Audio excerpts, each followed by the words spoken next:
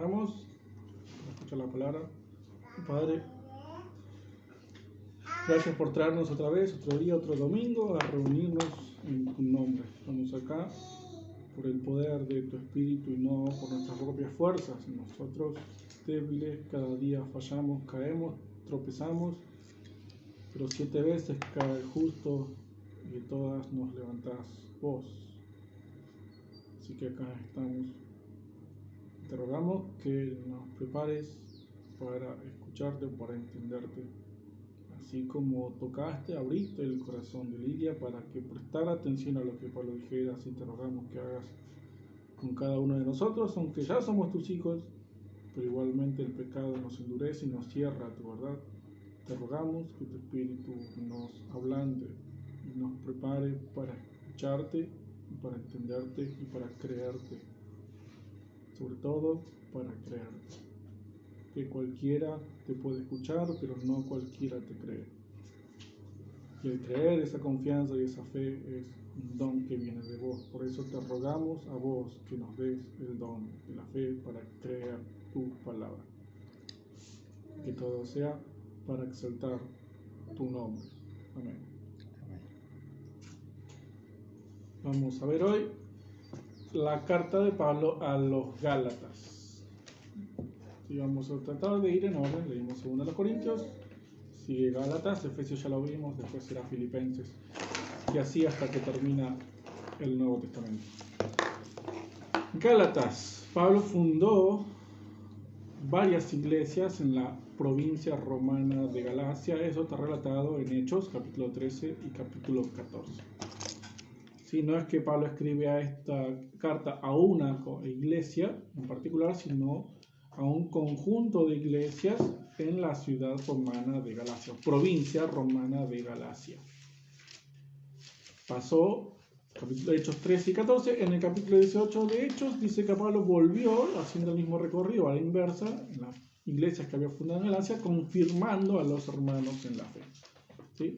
Confirmar a los hermanos es reforzar ese evangelio que había predicado para que quede todo claro y para ver que realmente habían creído y que eran ahora discípulos de Cristo. ¿Qué ocurrió después de que Pablo fundó las iglesias y él siguió su misión? Atrás de él aparecieron los famosos judaizantes. ¿Quiénes eran los judaizantes? Eran judíos que estaban envidiosos de que hubiera cada vez más creyentes gentiles. Entonces lo que hacían era justamente, como su nombre lo dice, judaizar, es decir, transformar a las personas en judíos. Entonces iban por ejemplo, a Galacia, y a los que ya eran creyentes, a los que ya eran salvos, y ese era el problema, los judíos eran celosos de la salvación, no querían que nadie más fuese salvo sino solamente los judíos. A los que ya eran salvos por la fe en Cristo iban y les decían no, el evangelio que les predicaron está incompleto. O sea, ustedes les dijeron, Pablo vino y les dijo que la salvación es por fe, solamente por creer en Cristo. Y eso está bien, le decían los judaizantes, pero es incompleto, falta algo. Tienen que hacer también cumplir la ley judía, porque Dios eligió al pueblo judío, entonces tienen que cumplir la ley judía para entonces, ahí sí, definitivamente, por la fe más la ley judía, van a ser verdaderamente salvos y Dios los va a aceptar. Y estos gentiles, paganos, que no conocían a Dios, no tenían ni idea de la ley, se dejaron engañar. Los gálatas se dejaron engañar muy fácilmente por los judaizantes y empezaron a circuncidarse. Pablo se enteró de esto, se enojó, y vamos a ver el enojo de Pablo en el capítulo 1, y escribió esta carta justamente con el propósito de, primero, confirmar que la justificación, tal como ya les había predicado, es solamente por la fe. No hay obras, no hay ley, no hay obediencia, solamente por creer. También como propósito tiene la carta que hacer que los gálatas, o exhortar o animar a los gálatas a que vivan por la fe. No solamente se es salvo por creer una vez, sino que hay que vivir creyendo, vivir por la fe. Y como tercer propósito, podríamos decir que eso se consigue con los primeros dos, destruir el mensaje de los judaizantes. Básicamente, contender por la fe. ¿Sí? Pablo entonces escribe esta carta, enojado por lo fácil que se dejaron engañar los gálatas, para confirmar, volverles a decir que la justificación es solamente por la fe, para decirles que además continúen viviendo por la fe y de esta manera destruir el mensaje de los judaizantes, es decir, contender por la fe con argumentos, como ya lo vimos, con el mensaje falso de estas personas. ¿Y cómo lo hace entonces? ¿Cómo cumple Pablo este propósito? Bueno, lo vamos a ir viendo, capítulos, por ejemplo, 1 y 2. Empezamos. Pablo empieza con su característico saludo, pero con la diferencia que acá estaba enojado, entonces es un saludo un poco seco, un poco y la paz de Dios, que se honra a Dios por toda la eternidad. Amén. Un saludo muy corto, muy escueto y muy seco, frío incluso podríamos decirlo. E inmediatamente Pablo también deja ver su ira, su enojo, su ira santa, por supuesto, porque lo que hace en los primeros dos capítulos es defender el Evangelio, defender el mensaje que él ya había dado a los gálatas. A diferencia de las cartas a los corintios en las que él defendía su apostolado, acá defiende no quién es él, no la autoridad que tiene, sino la autoridad del mensaje que él venía a dar, del Evangelio. Y lo hace enojado, porque estaban tergiversando el mensaje de Dios. Y empieza el versículo 6. Me parece, el mensaje, por supuesto la carta, me parece increíble que ustedes tan pronto le estén dando la espalda a Dios. Están desertando, es decir, están abandonando a Dios para aceptar unas buenas noticias, es decir, un evangelio diferente al que les anunciamos.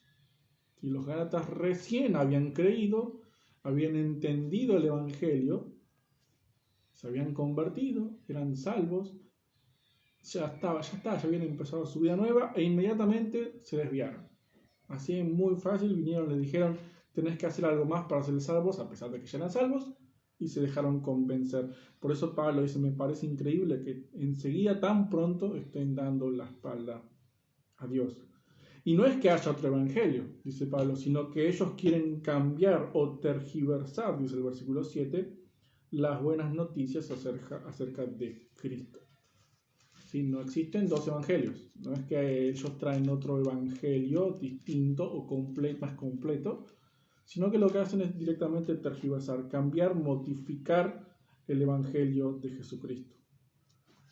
Pero, dice el versículo 8, ojo, si alguien de nosotros, es decir, un apóstol o cualquier persona, o incluso un ángel del cielo, dice, esto ya lo vimos, Satanás se viste como ángel de luz, les predica otro evangelio diferente, que Dios lo condene. Lo digo de vuelta, si alguien les anuncia otro evangelio diferente al que ustedes escucharon y aceptaron, que Dios lo condene. La Reina Valera dice, sea anatema, es decir, sea maldito. O al revés, maldito sea aquel que viene con un evangelio diferente. Y esto también lo vimos en Judas. Los líderes de los falsos profetas, los falsos maestros, los falsos pastores, que son los líderes de estos evangelios distorsionados, esos, dice Pablo, que Dios los condene. No tienen salvación, tienen una maldición sobre ellos. Y así empieza una carta de Pablo dura, enojado, porque los gálatas se habían dejado engañar muy fácilmente. Entonces, en los primeros dos capítulos, Pablo defiende este mensaje que ya había dado. Y los defiende hablando de, por ejemplo, en los primeros versículos del 11 al 24, y el capítulo 2, parte del capítulo 2, Pablo dice, este mensaje que yo les presenté a ustedes, a mí no me lo enseñó ninguna persona. Yo no fui a ningún lugar a que una persona me enseñe y me haga estudiar el mensaje que yo les estoy dando. Es decir, yo no practiqué esto con personas, no fui al colegio para darles el evangelio. Sí, como hoy existen seminarios en los que uno sale con un carnet de pastor o de evangelista porque estudian, entonces ya son apóstoles pastores o evangelistas porque estudiaron, porque un hombre les enseñó. Pablo dice, no, a mí no me enseñó ningún hombre, a mí Jesucristo mismo se me apareció y Él me reveló el Evangelio. Y lo que hice inmediatamente después de creer, después de convertirme, no fue ir a preguntar, a consultar a un hombre a ver si de verdad había sido convertido o si este mensaje que Jesucristo me había dado era verdadero, sino que inmediatamente fui a predicar a la región de Arabia y después volví a Damasco. Y después fui a Siria y después a Cilicia y la gente sabía quién era yo, que yo perseguía a los cristianos y se sorprendían y daban honra a Dios por lo que Dios estaba haciendo en mí. Mi mensaje vino del Señor Jesucristo y todo el mundo se dio cuenta de que algo estaba pasando en mí porque sabían que yo venía de los fariseos y honraban y glorificaban a Dios por eso. ¿Qué más? ¿Cómo defiende su mensaje? Capítulo 2. Dice que Pablo, que fue a Jerusalén, se encontró con los líderes de la iglesia de Jerusalén, Santiago, Pedro y Juan, y se encontró con ellos y ellos no modificaron en nada el evangelio que él estaba predicando. Es decir, él habló con ellos y ellos dijeron, está bien, entendemos que Dios te eligió para que seas apóstol de los gentiles, así como Pedro era apóstol de los judíos, Pablo había sido elegido como apóstol para los gentiles. Y ellos se habían entendido, así como Pablo predicaba el evangelio, estaba bien, era correcto. Dice el versículo 6, no me pidieron cambiar en nada el mensaje que yo enseño. ¿Sí? Estas personas, los judaizantes, son judíos, vienen a ustedes diciendo que mi mensaje está mal, pero yo estuve con los líderes judíos de la iglesia de Jerusalén y ellos me dijeron que estaba bien. El mensaje que les dije está perfecto, es así tal cual como me los dio el Señor Jesucristo. Es más, nos estrecharon la mano en señal de compañerismo los líderes de la iglesia de Jerusalén. Sí, mi mensaje es verdadero, está diciendo Pablo. A tal punto es verdadero que me dio la autoridad, versículos 11 al 14, me dio la autoridad para enfrentar a Pedro mismo cara a cara, porque cuando él estaba comiendo con gentiles creyentes y luego llegaban judíos creyentes, él se alejaba de los gentiles por miedo o por vergüenza a qué dirán sus hermanos judíos que creían en la circuncisión. Y Pablo le dijo a Pedro, tú eres judío, pero no vives como judíos, pues te comportas como los que no son judíos. Entonces, ¿cómo te atreves a obligar a los que no son judíos a que sigan las costumbres de los judíos? Si vos sabés que el evangelio no tiene nada que ver con las costumbres judías, entonces, ¿por qué haces lo que haces? ¿Por qué te da vergüenza compartir con los gentiles? ¿Por qué querés hacer que los gentiles se circunciden si sabes que no tiene nada que ver con eso? Es decir, a tal punto mi mensaje es verdadero que incluso pude corregir a los propios judíos que eran líderes de la iglesia de Jerusalén. ¿Sí? Entonces, es increíble que ustedes se hayan dejado engañar tan fácilmente. Si ustedes saben quién soy y de dónde vengo, miren, todos aceptan este evangelio.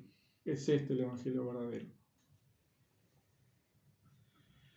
Dice, versículo 15, nosotros somos judíos de nacimiento. Pedro, Jacobo, Santiago, Juan, todos judíos de nacimiento. Pero sabemos, versículo 16, que nadie consigue estar bien con Dios por actos de obediencia a una ley. Nadie puede estar bien con Dios, es decir, tener comunión con Él, tener una relación buena con Él, acercarse a Él por actos de obediencia a una ley. Dios solamente aprueba a los que tienen fe en Jesucristo. Solamente se consigue ser justificado, declarado justo, inocente, perdonado, salvo por la fe en Jesucristo. Nada más, no se necesita otra cosa. Y sigue, somos aprobados por Dios, justificados por nuestra fe en Cristo, no por actos de obediencia a una ley, porque nadie consigue estar bien con Dios por actos de obediencia. Acá lo que está diciendo Pablo, otra vez, ahí le está confirmando el mensaje que ya les había dado. Ustedes creyeron, ya son salvos, no necesitan obedecer ninguna ley para alcanzar la salvación.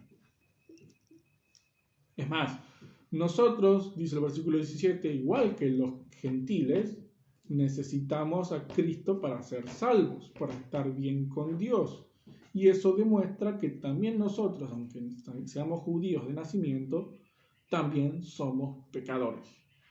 Y como pecadores, dice más adelante, versículos 19 en adelante, también estamos muertos. ¿Por qué? Porque la ley misma me mató, porque la paga del pecado es la muerte. La ley me mató, el pecado me mató, pero al morir para la ley, ahora puedo vivir para Dios. Es como si yo mismo hubiera sido clavado en la cruz con Cristo. Y ahora ya no vivo yo, sino que Cristo vive en mí. Y mientras vivo en este cuerpo, vivo por fe en el Hijo de Dios, quien me amó y entregó su vida para salvarme.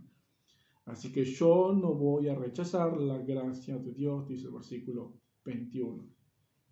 Que eso es justamente lo que estaban haciendo los Gálatas.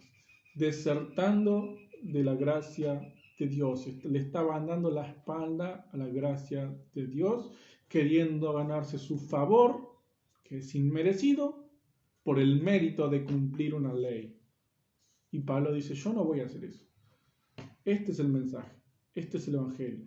Justificados, perdonados por la fe en Jesucristo. Por gracia, es decir, inmerecidamente, por medio de la fe que es don de Dios. Yo no voy a rechazar, ustedes están rechazando. Queriendo quedar bien con Dios por actos de obediencia, por hacer cosas buenas, están rechazando la gracia salvadora de Dios. Y como dice Romanos capítulo 11, versículo 6, si es por gracia, ya no es por obras. De otra manera, la gracia no es gracia. Y si es por obras, entonces ya no es por gracia. De otra manera, la obra no es obra.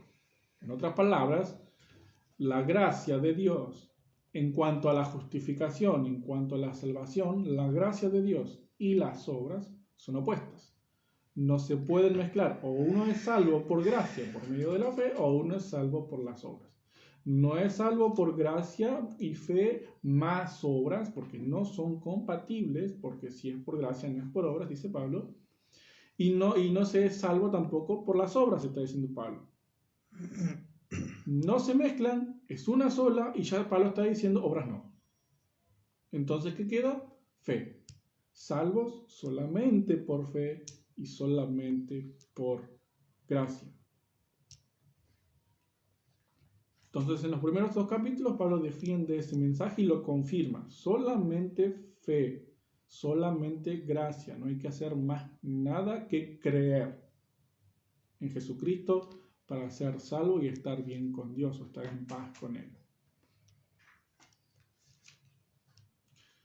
Y en los siguientes 2 capítulos, Pablo da evidencias muy claras de que esto es así. Como por ejemplo, capítulo 3, ustedes mismos, dice el versículo 2, ustedes mismos recibieron, voy a leer desde el principio, solo quiero que me contesten una cosa. ¿Recibieron ustedes el Espíritu por cumplir la ley? No, ustedes recibieron el Espíritu porque escucharon el Evangelio y creyeron en él.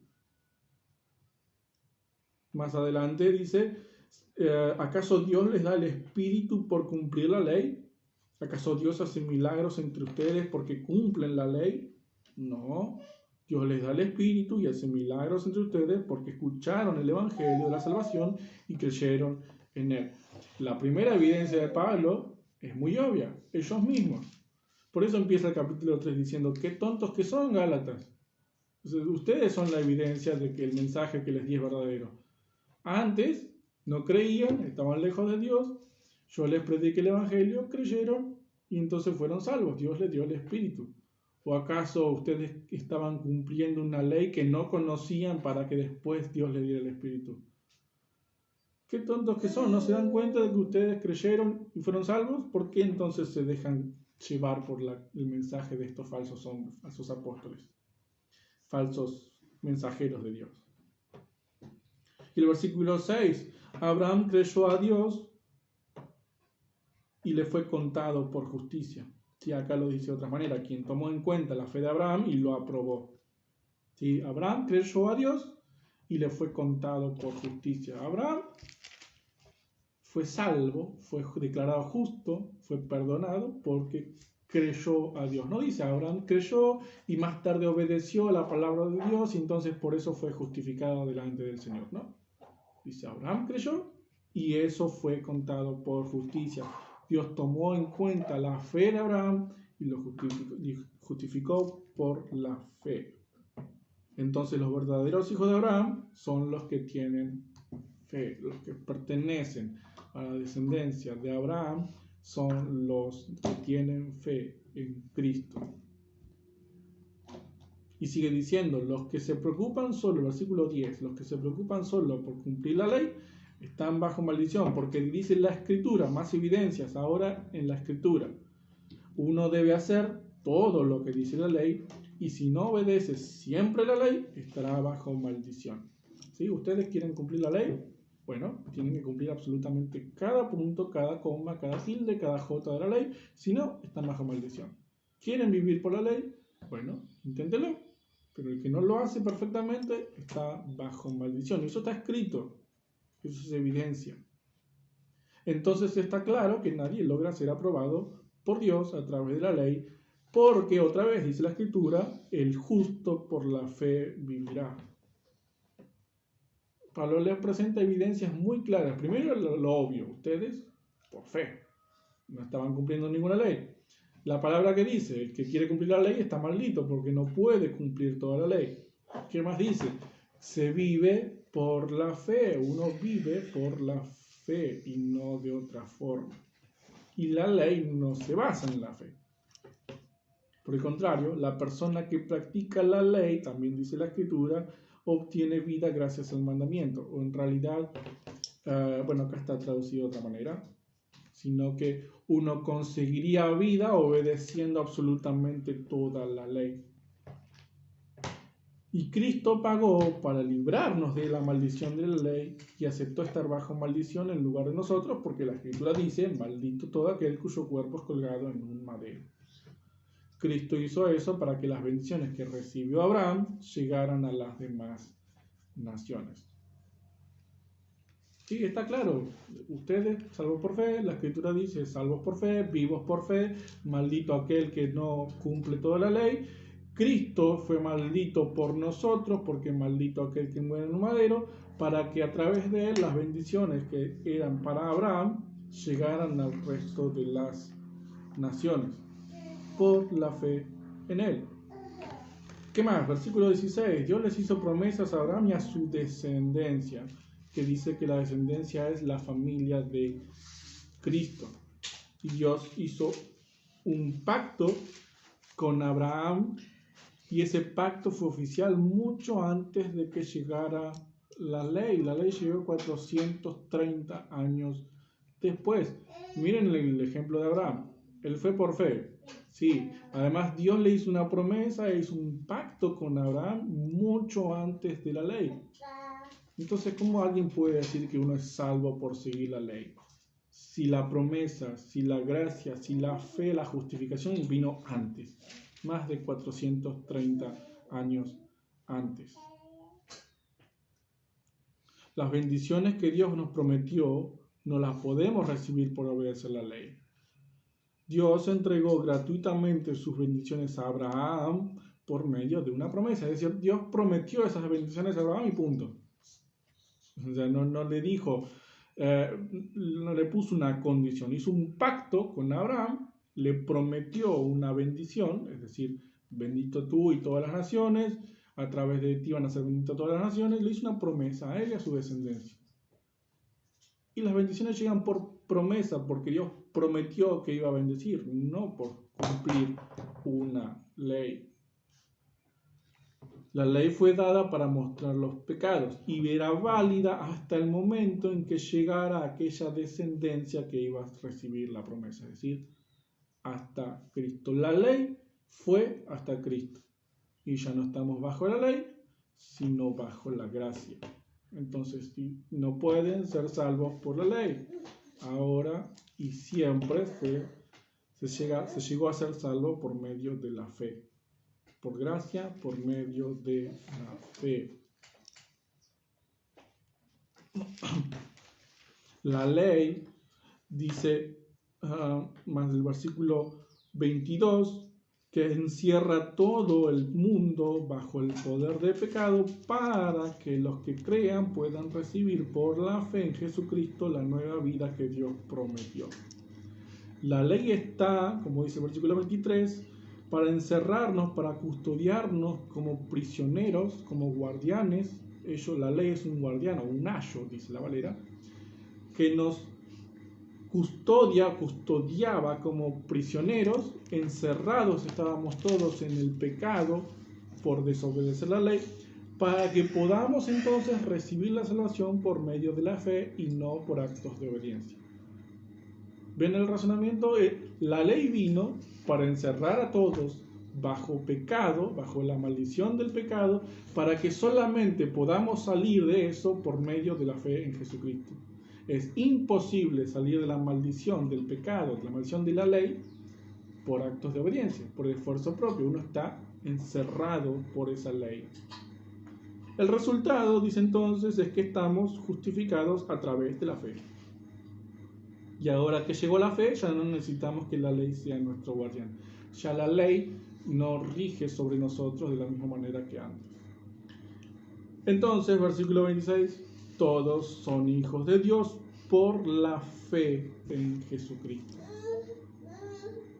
Hijos de Dios por la fe en Jesucristo, no por obedecer absolutamente nada, no por esfuerzo propio, no por intentar lograr quedar bien con Dios.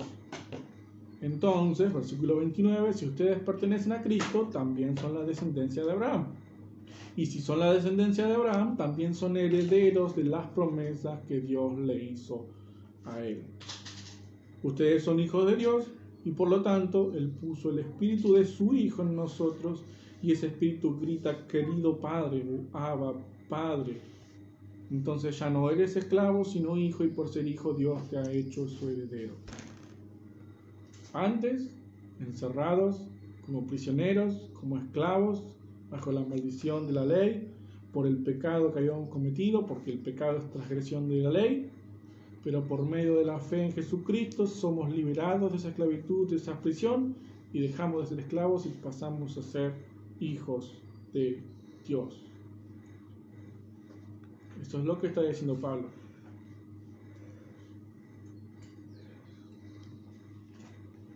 Y en los versículos 21 hasta que termina el capítulo 4 da un ejemplo también de la escritura de Sara y Agar.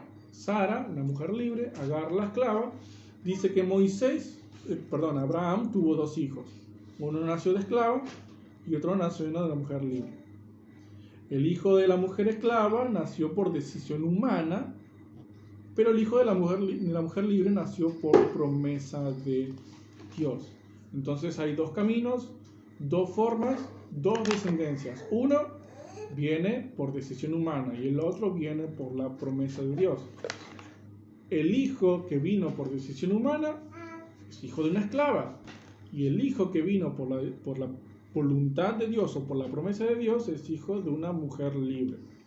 Los descendientes de la esclava son esclavos, los descendientes de la mujer libre son libres. Y dice entonces el versículo 31, nosotros, hermanos, no somos hijos de la esclava, sino de la libre, porque somos hijos de la promesa. Somos hijos por la promesa, no porque nos ganamos el derecho de ser hijos por algo que hicimos o algo que Dios vio en nosotros que íbamos a hacer en un futuro. Somos hijos de Dios porque Dios prometió que Abraham iba a tener mucha descendencia. Y por la fe nosotros nos transformamos en esa descendencia que Dios prometió a Abraham.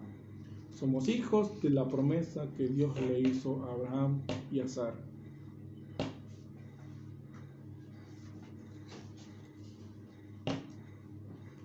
Y como dice Romanos 3, versículo 28, concluimos pues que el hombre es justificado por la fe sin las obras, sin el mérito de las obras.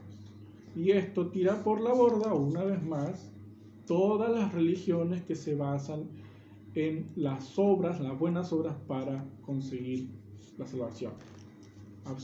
Y eso son todas las religiones del mundo. El budismo, el hinduismo, el catolicismo, el islamismo, absolutamente todas las religiones, excepto el cristianismo verdadero, hablan de una salvación por buenas obras. Todas.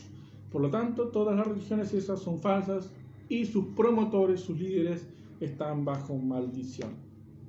Salvos, dice la fe, dice la Escritura, por fe. Por gracia, por medio de la fe, solamente, no hay que agregarle absolutamente nada. Y entonces, como somos capítulos 5 y 6, como somos hijos de la mujer libre, dice versículo 1 del capítulo 5, somos libres porque Cristo nos liberó. Entonces manténganse firmes en esa libertad y no vuelvan a la esclavitud. ¿Qué era lo que estaban haciendo los Gálatas? Se estaban haciendo esclavos de la ley otra vez. Se estaban haciendo prisioneros de la maldición de la ley otra vez. No vuelvan a hacer eso. No vuelvan a vivir como vivían antes. No vuelvan a querer esforzarse para estar bien con Dios como lo hacían antes. No van a lograr nada. Los que se circuncidan, dice el versículo 3, están obligados entonces a cumplir todo lo que la ley dice. No es que porque tienen esa señal van a lograr algo o van a estar mejor con Dios. Quieren hacer la ley, quieren cumplir la ley, se circuncidan, cumplan toda la ley, absolutamente toda la ley. Si ustedes quieren estar bien con Dios por la ley, entonces se habrán apartado de Cristo, se habrán alejado del generoso amor de Dios, es decir, de la gracia de Dios. Y un paréntesis acá, algunos toman este versículo para decir que se pierde la salvación, porque acá dice en la Valera, de la gracia habéis caído. Entonces se cayó de la gracia, perdió la salvación. No. Acá lo que está diciendo es lo que dijo en el versículo 1. Le están dando la espalda a Dios, están desertando de Dios para aceptar otro evangelio. Un creyente también le puede dar la espalda a Dios por el pecado. Y el pecado te aleja de Dios. Entonces, los gálatas que estaban haciendo al querer acercarse a Dios por medio de la ley, pecar. Por lo tanto, en ese esfuerzo por querer ser aprobado por Dios, terminaban siendo rechazados por Él, terminaban rechazando ellos el favor de Dios, por lo tanto estaban pecando, se estaban alejando de Dios, se estaban alejando de la gracia. Pero no está diciendo que iban a perder la salvación, está diciendo que están pecando. Solamente se están apartando de Cristo, están pecando, están haciendo algo que ofende al Señor.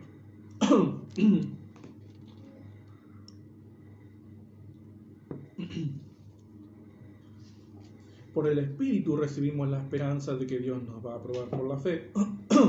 En Jesucristo no importa si uno tiene la circuncisión o no, lo que importa es la fe que trabaja por medio del amor. No importan las marcas externas, no importa lo que se vea, esto también ya lo vimos, importa la fe que obra por medio del amor. No importa absolutamente más nada.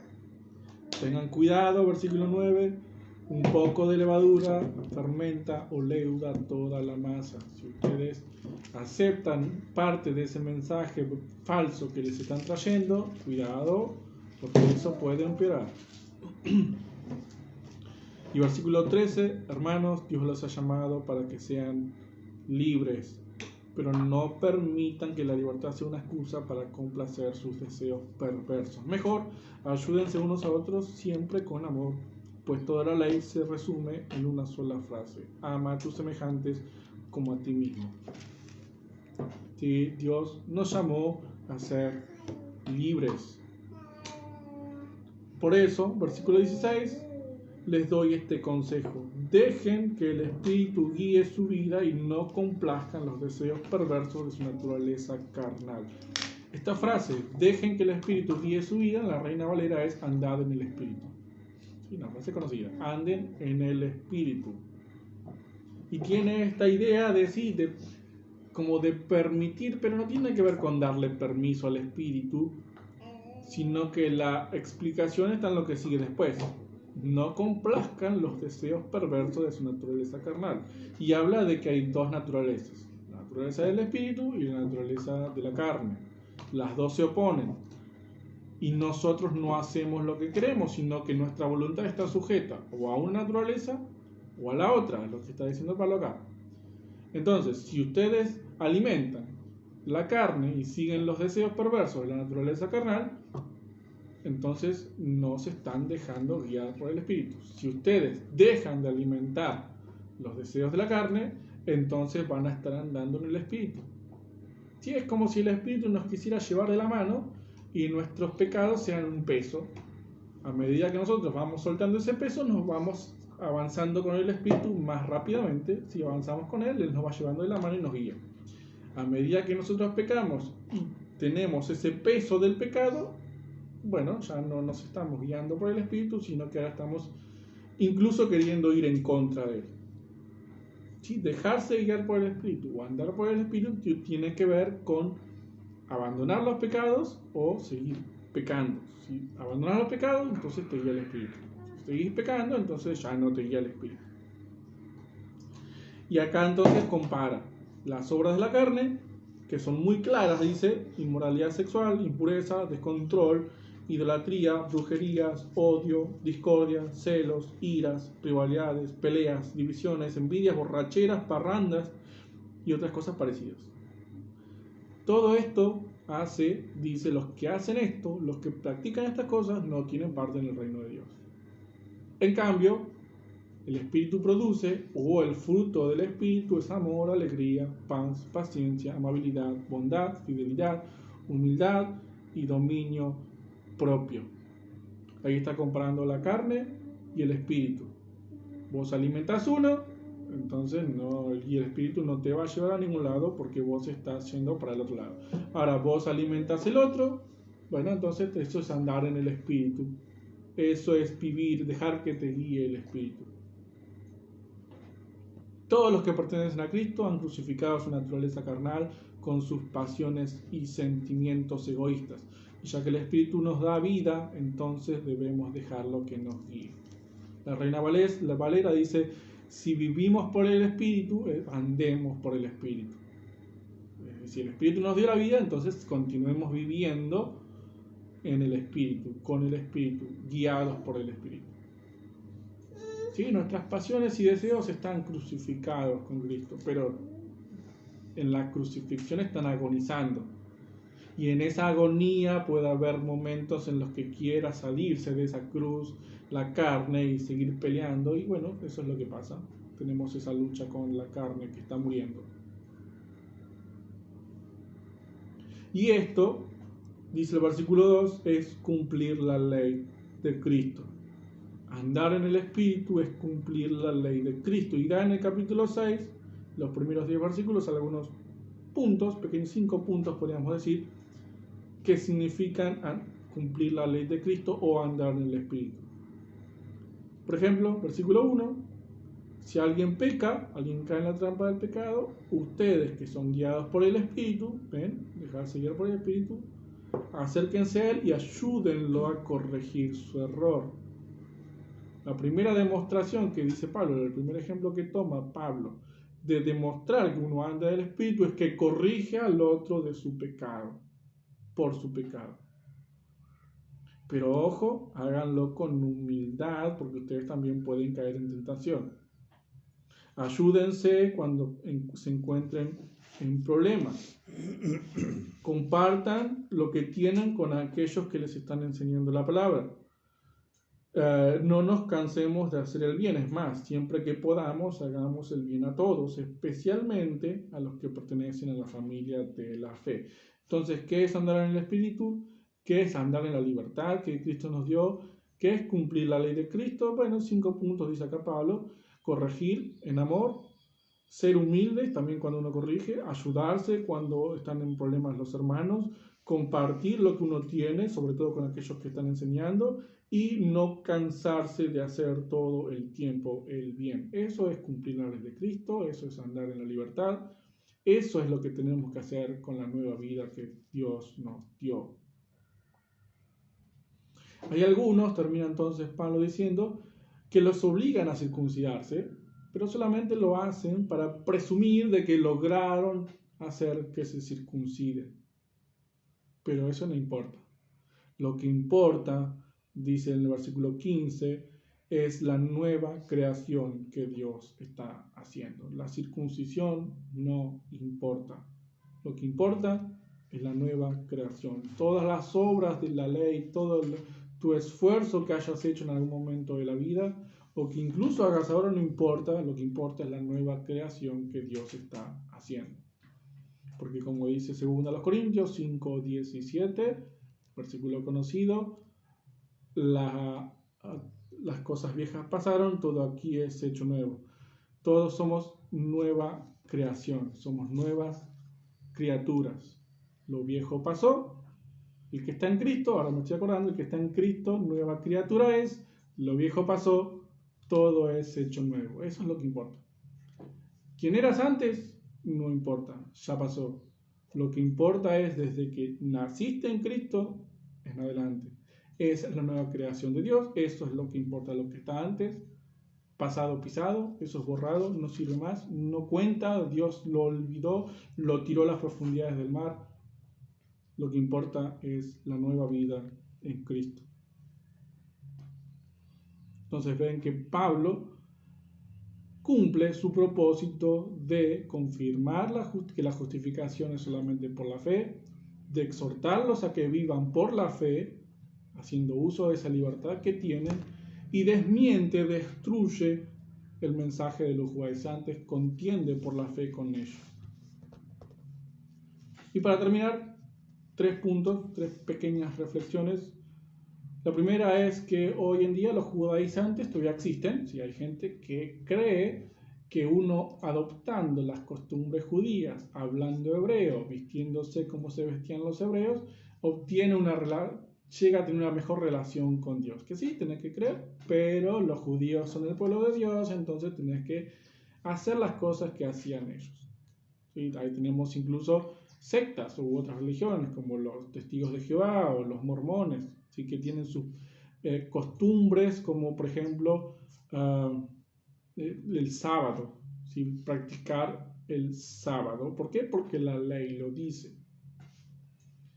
Y también está el otro tipo de judaizante que son los legalistas. Y ahí entran las personas que dicen no, las mujeres con pantalones, los hombres con saco y corbata, las mujeres de un lado, los hombres del otro, las mujeres con velo, los hombres afeitados. Legalismo, tecnicismo, que dicen no, para entrar en esta iglesia y para estar bien con Dios, acá hacemos así. Si no haces así, entonces estás en libertinaje. No estás viviendo como Dios manda. Eso es legalismo. Eso es otro tipo de judaizantes. Entonces, cuidado con esas personas. No se dejen engañar por ese tipo de mensaje, porque Dios no mira lo de afuera, Dios mira el corazón. El legalismo hoy en día es un tipo de judaizantes. Ese no es el evangelio verdadero.